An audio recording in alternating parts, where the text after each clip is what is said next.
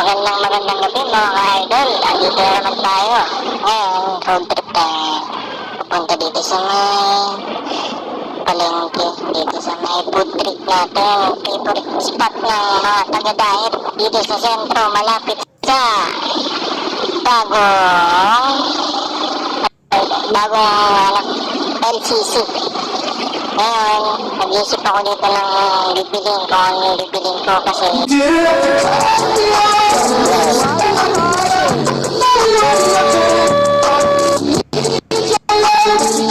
kung anong bibilin ko, yung street food.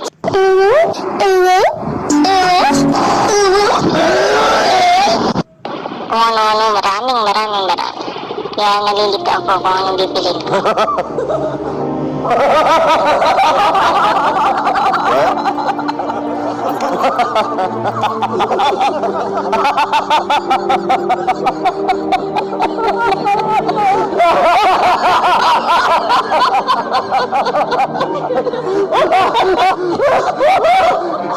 Yes, great. Pilipino tayo. Siyempre, Uragon, Bicolano.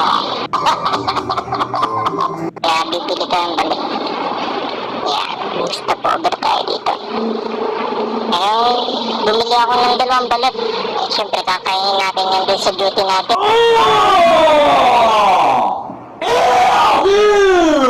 What the fuck? Yan, gusto ko rin ng balat eh. Okay. Piniprepare na yung 2 balat. Hinintay na lang natin. Saka magbabayad tayo, siyempre. What? Bro, what are you talking about, man?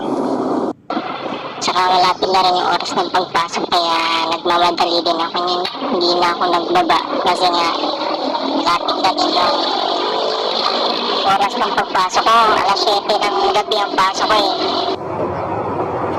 Wait a minute! Who are you? Ikot na tayo, siyempre. Kaya kay Buddy. Kailangan bagat tayo pumasok. Diretso. Okay. Masyadong traffic. Okay. Tingin-tingin tayo ng masasarap na pagkain. Hindi tayo makababa. Okay. Dito, gusto ko dito mabili ng pagkain. Kaya lang, ang dami nakapila. Ilipat na naman tayo sa isang food court. Hanap tayo dito sa walang kaagaw. Dito kay Kuya. Dito ako bumibili. Masarap din dito ang luto. Paano masabi? Bili tayo ng isang kanin, isang ampalaya. 30 pesos lang. Solve lang ang gabihan mo.